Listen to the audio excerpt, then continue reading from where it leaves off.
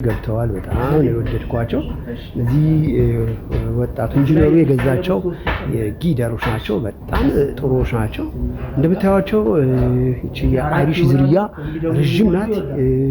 በጣም የወደድኳቸው የገዛናቸው ውድም ቢሆን ጥሩ ናቸው። እቺኛውም እንደነገርኳችሁ በጣም ቆንጆ ዝርያ ናት። ገብተዋል። ይቺም ወልዳለች። በጣም ጥሩ ናት። እዚህ ጋርም ያለችው እንደዚሁ እጅግ በጣም ደስ ያለኝችም ወልዳለች። ግን አሁን ከወሊድ በኋላ ምን እንሰጣታለን ምን እናረጋለን ጥንቃቄ በደንብ አድርገን አመጋገቧን እናስተካክላለን። ያው በተለያየ ጊዜ እንደተነጋገርነው የወለዱ ላሞች ከወለዱ ከ15 ቀን በኋላ ነው ምጥን መኖችን እያዘጋጀን የምንሰጣቸው። በዛ ልክ ደግሞ የወተት መጠናቸው ከፍ ባለ ቁጥር የምጥኑን መጠን ከፍ እናደርጋለን። ለጊዜው ግን ጠዋት 1 ኪሎ ተኩል ማታ 1 ኪሎ ተኩል እናደርጋለን ከ15ኛ ቀኗ ጀምሮ። እቺም እንደዚሁ የ3ኛ ወሊድ ናት። ትንሽ ከበድበድ ስላለ ተኝታ ነው። ስለዚህ አሁን ቤቱ ተዘጋጅቷል። አኗኗራቸው ይሄን ይመስላል። የተለያዩ ነገሮችን አብረን በጋራ እንሰራለን። ወንድማችንን ስናማክረው በተለያየ በኢንጂነሪንግ ስራ ላይ ያለ ሶፍትዌር ባለሙያ ነው። ስለዚህ እንዴት እናግዘዋለን እንዴት የተሻለ እንዲሆን እናደርጋለን እንማከራለን። አመጋገባቸው ጥሩ ይሄ እንትን የላቸውም ፈሳሽ የላቸውም። ግታቸው ላይ ቁስል የለም። ግን ከወሊድ በኋላ ብዙ ጊዜ ቫይታሚን እና የተለያዩ አንቲባዮቲኮች መስጠት አለብን። ለምንድነው ያ የሚሆነው? በማህፀን ኢንፌክሽን እንዳይጠቁ ክሮኒክ ነገሮች ካሉ ካሁን ሶልቭ ለማድረግ ማስታይቲስ ችግሮች ካሉ እንደዛ ሶልቭ ለማድረግ ይጠቅመናል። እቺም በጣም ጥሩ ታጋላቸው ቁጥር አላቸው። ዘር መቼ የተሰጣቸው ይሄ ነገርን በሙሉ እዛው ውስጥ እናገኛለን ማለት ነው። የሆልስቲ ፍሪጂያኖች የወተት መጠናቸው ከፍ እንዲል በካልሲየም እንዳይጠቁ ሞላሰስ እንሰጣለን። ምን ያህል ነው ሞላሰስ የምንሰጠው? በምን ያህል መጠን መሆን አለበት? እንዴት አድርገን ነው የምናዘጋጀው? የሚሉትን ደግሞ በደንብ እያበላናቸው እያጠጣናቸው እናያለን ማለት ነው። እቺ በዚሁ እንደነገርኳችሁ የአይሪሽ ዝርያ ናት። ጥሩ ናት ያለች በጣም ነው የወደድኳቸው። እንደዚህ አይነት የወተት ላሞችን መግዛት ስትፈልጉ ማግኘት ስትፈልጉ ወደኛ ማዕከል መታችሁ ብትጠይቁ የተለያዩ የሆልስቲን የጀርሲ የአይሪሽ እና ሌሎችም ዝርያዎችን በወተት ምርታችሁ የተሻሉ እናቀርብላችኋለን። እንድትገዙ እናማክራችኋለን። እንዲሁም ደግሞ እርባታችሁ የተሻለ ደረጃ እንዲደርስ በወተት ምርቱና በላሞች እንክብካቤ ጉዳይ ያሉትን ነገሮች ገና በሽታዎች ከመከሰታቸው በፊት እንዴት አድርገን መጠንቀቅ አለብን፣ እንዴት አድርገን ማብላት አለብን፣ እንዴት አድርገን መጠጣት አለብን የሚለውን በተያያዘ መልኩ ክትትል እናደርጋለን።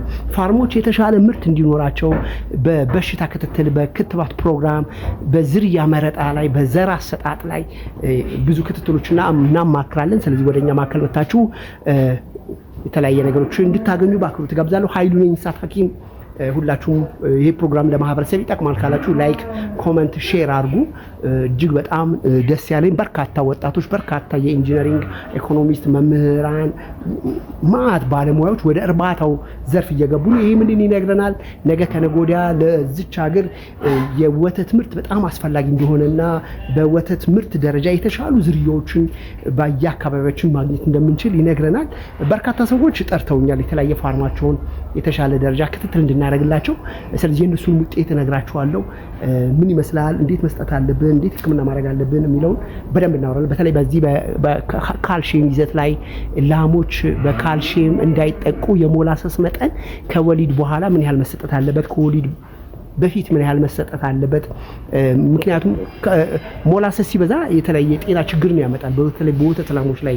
ስለዚህ ያ ነገር በመጠኑ መሰጠት አለበት እና እንዲሁም ደግሞ የተመጠኑ ምግቦች እንዴት ይሰጣሉ ያ ላይ በደንብ እናወራለን። የፕሮግራም ተከታታዮች ይህ ለእናንተ እየተዘጋጀ የሚቀርብ እንስሳት ህክምናና የያዝ ዩቲዩብ ቻናል ነው። ኃይሉ ነኝ እንስሳት ሐኪም። የተለያዩ ነገሮች ካሉ ደውሉልኝ፣ አማክራችኋለሁ። እንቀጥላለን። ተቅማጡ እርግዝናዋ ላይ ተጽዕኖ እንዳያመጣ የምንሰጣት መድኃኒቶች አሉ። እነዚህ መድኃኒቶች ብዙ ጊዜ በየጊዜው በየሰዓቱ የሚሰጡ መድኃኒቶች ሳይሆን አዳዲስ መድኃኒቶች ነው። የተለመዱ መድኃኒቶች በአብዛኛው ጊዜ ለውጥ አያመጡ።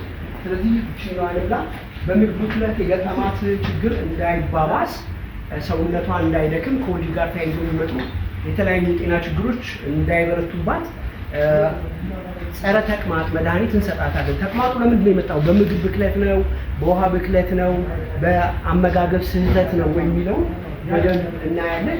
እነዚህ ጊደሮች ለሚቀጥሉት 3 ቀን ጥሩ የሕክምና ክትትል እናደርግላቸዋለን። በጣም ለማዳ ናቸው፣ በጣም ጥሩዎች ናቸው።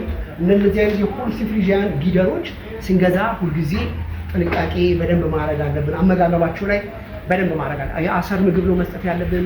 የፕሮቲን ኮንቴንቱ ነው። በተለይ ደግሞ ሞላሰስ መቼ ነው መስጠት ያለብን? የሞላሰስ ይዘት ያላቸው ምግቦች ከወሊድ ጋር ተያይዞ በጣም ስለሚጠቅሟቸው ሞላሰስ በምን መጠን ነው የምንሰጣቸው? ከፍ ማድረግ አለብን፣ ዝቅ ማድረግ አለብን። እነዚህም በደንብ እናያለን ማለት ነው። ይችም እንደዚሁ የአይሪሽ ዝርያ ናት፣ ግን ዝርያዋ በጣም አሪፍ ዘር ናት። ገና ቁመቷ ከፍ እያለች የምትመጣ በጣም ለማዳ ናት። ይሄ ጭቃው ከጥረት የሚመጣ ነው። እርግዝናዋ በጣም ጥሩ ናት ያለችው። ስለዚህ እርግዝናዋ ላይ ምንም ነገር እንዳይከሰት የምንሰጣቸው መድኃኒቶች በጣም ወሳኝ መሆን አለባቸው። ይችም እንደዚሁ ሃይብሪድ ናት። ሃይብሪድ የሚባሉት ፐርሰንታቸው በአብዛኛው ጊዜ ከ80% በላይ ያሉ የፖሊሲ ፍሪዥያን ናቸው። በጣም ቆንጆ ናቸው። ሲገዙ ጀምሮ ለማዳ እንስሶችን ነው መግዛት ያለብን። በአብዛኛው ጊዜ ለማዳ ካልሆኑ የተለያየ የጤና ችግር ሊገጥማቸው ይችላል። ሲታለቡ አልታለቡ ይላሉ። በአግባቡ በደንብ ሙሉ አድርገን ካላለብናቸው የጡት በሽታ ሊገጥማቸው ይችላል። ያ እንዳይከሰት ሁልጊዜም ማድረግ ያለብን ወተታቸው በደንብ ሙሉ አድርገን ማለብ አለብን። ከማለባቸው በፊት በሳብሎን በውሃ በንጹህ ውሃ ማጥራት አለብን ናቸው።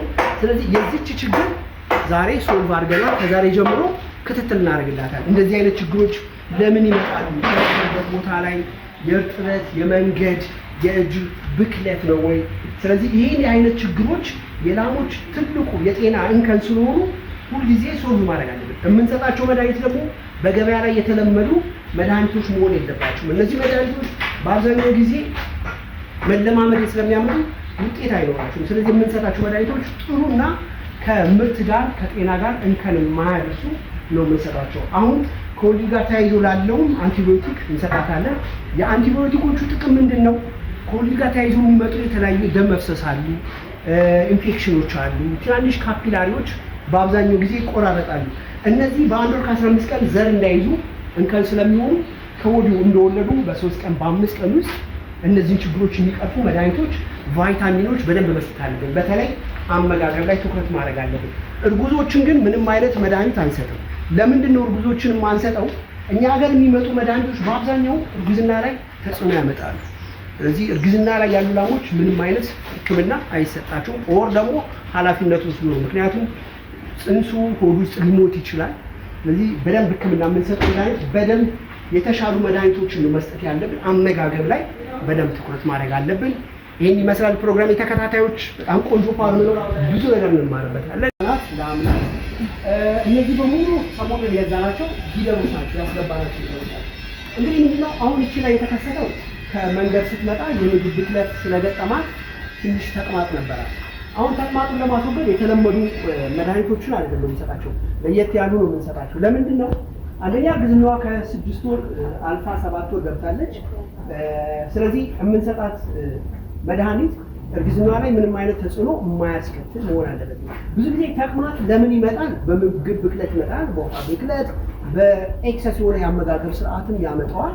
ስትረሱን አንዳንድ ጊዜ ተቅማጥ ሊያመጣ ይችላል። ስለዚህ ተቅማጥ የሚያመጡ ማይክሮ ኦርጋኒዝሞች በብዛት ከተከሰቱ የተለየ ችግር እንዳይመጣባቸውና ወደ ሰከንደሪ ኮምፕሊኬሽን እንዳይገቡ ቶሎ ብለን እርጉዝ ላሞችን ትሪት ማድረግ አለብን። በአብዛኛው በተለይ እነዚህ ሆልስቲን ፍሪዥያኖች ትንሽ በሽታን የመከላከል አቅማቸው ደካማ ነው። እንደምታያቸው ጸባያቸው በጣም ጥሩ ጊደሮች ናቸው። እርግዝናቸውን በደንብ ኮንፊርም አድርገን የገዛናቸው። እድሜያቸው 2ኛ ወሊድ ናት። ይቺ ቀጥላ ደግሞ ይቺ ነው የገዛናት። ይቺ እንደምታዩት የአይሪሽ ዝርያ ናት። በጣም ቆንጆ ናት።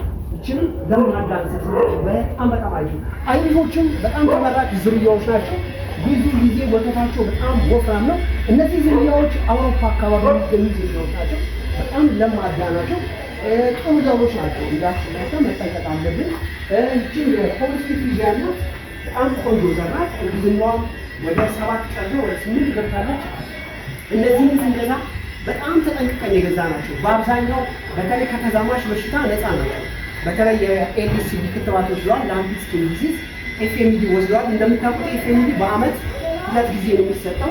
ስለዚህ እርግዝናቸውን በደንብ አረጋግጠን የገዛ ናቸው። ጥሩ ጠባይ ያላቸው። ይችኛዋ ጥሩ ዘራ። ይችኛዋ ላይ ግን ስንሄድ ይቺ ከወለደች 4 ቀኗ ነው። ከወለደች 4 ቀኗ ሆኖ በተለያየ የጤና ችግር ጡቷ ላይ ትንሽ ህመም አለ። የጡት መበላሸት ሳይሆን የጡት መቆጣት አለ። ስለዚህ ጡቷ ስትታጠብ ስለሚያስቸግራት የሚቀጥሉት 3 ቀን የተለያዩ አንቲቢዮቲኮችን እንሰጣለን። በተለይ እንደነዚህ አይነት ላሞች ከወለዱ በኋላ ለሚቀጥሉት 3 ቀን 4 ቀን አንቲቢዮቲክ መስጠት፣ ቫይታሚን መስጠት ከወሊድ ጋር የሚመጡትን የተለያዩ የጤና ችግሮች በቀላሉ እንዲወገድላቸው ስለሚያደርግ ያንን ክትትል እናደርጋለን። የምንሰጣቸው አንቲቢዮቲኮች ብሮድ ስፔክትረም ናቸው። ግራም ኔጌቲቭ፣ ግራም ፖዚቲቭ የሆኑ ጥሩ መድኃኒቶችን እንሰጣለን። እቺኖ የሶስተኛ ወሊድ ናት። ወሊዷ ጊዜዋ ስለደረሰ በደንብ ክትትል እናደርጋለን። እንግዲህ እነዚህን የመሳሰሉ ጊደሮች ለአዲሱ ወጣቱ ደንበኛዬ ገዝተን አቅርበናል። በጣም ነው የወደድኳቸው። በጣም ለማዳ ናቸው። ስለዚህ ሁላችሁም ወደኛ ፋርም ስትመጡ ለሚቀጥሉት 4 ቀን ስልጠና እንሰጣለን። የወተት ላሞች እንክብካቤ፣ ክትትል፣ እንዴት አድርገን ደግሞ ጥጃዎችን ኬር እናደርጋለን። ጥጃዎች በአብዛኛው ብዙ ጊዜ ሞት ይከሰታልና የጥጃዎች ሞት እንዳይከሰት ጥጃዎችን ምን መመገብ አለብን፣ ምግባቸውን መቼ ነው መጀመር ያለባቸው፣ ክትባት መቼ ነው መጀመር ያለባቸው፣ ላሞች የጤና ችግር ሲገጥማቸው እንዴት አድርገን እንከታተላቸዋለን፣ ምን አይነት የአመጋገብ ስርዓት እንሰጣለን።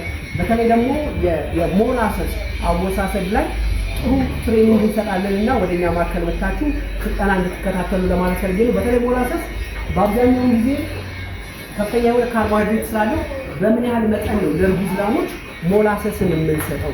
ሞላሰስ ደግሞ ሲበዛ የጤና ችግር አለው፣ ሲያንስም የተለየ የጤና ችግር ስላለ ያን ላይ ሁሉም ላይ ክትትል በደንብ እናደርጋለን። ስለዚህ እነዚህን መስራት የገዛናቸው ጊደሮች ሁሉንም በጣም ወድጃቸዋለሁ። በጣም አሪፎች ናቸው። እናመሰግናለን ስለሰማችሁን። ፕሮግራሙ ይጠቅማል ካላችሁ ሼር አድርጉ፣ ኮመንት አድርጉ። አመሰግናለሁ። ዛሬ እንደምታዩት እነዚህ ጊደሮች ለአንድ ጓደኛችን ወጣት እርባታ ከፍተናል። እነዚህ ጊደሮችን የገዛ ነው ቅድም እንዳልኳችሁ ከአንድ ትልቅ ፋርም ላይ ነው። እነዚህ ጊደሮች በሙሉ የሆልስቲን ፍሪዚያን ዝርያ ናቸው። በጣም ጥሩ ዝርያዎች ናቸው።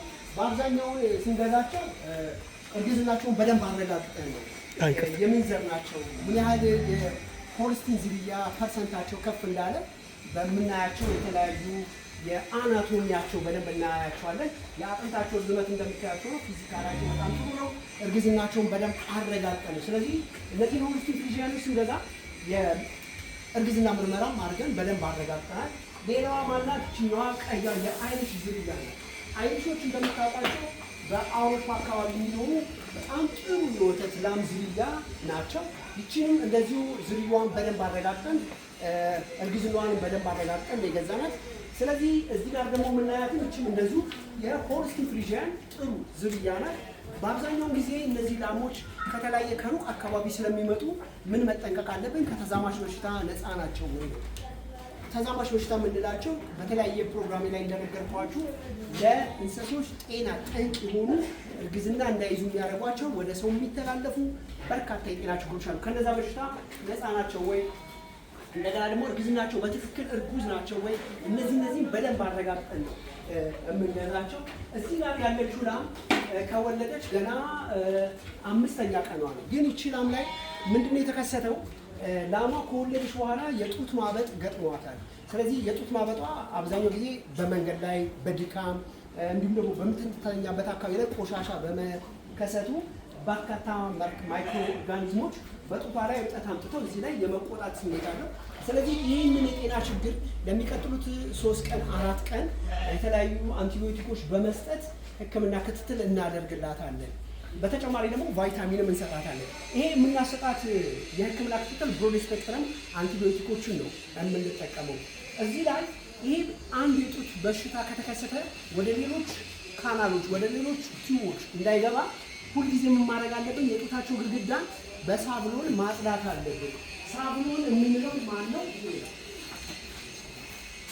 ሳብሎን የምንለው ይሄ በጣም ጥሩ መድኃኒት ነው። በተለይ ላሞች እንደወለዱ ጡታቸው ላይ ምንም አይነት ችግር እንዳይከሰት ይህን በውሃ በመበረዝ የጡታቸውን ግድግዳ አካባቢ የተለያዩ ማይክሮ ኦርጋኒዝሞች ሊኖሩ ስለሚችሉ ይህን በደንብ ካጸዳን በኋላ ጡታቸውን እናልባለን ማለት ነው። ስለዚህ ይቺ ላም ለሚቀጥሉት 3 ቀን አንቲቢዮቲክ ይሰጣታል። ምን አይነት አንቲቢዮቲክ?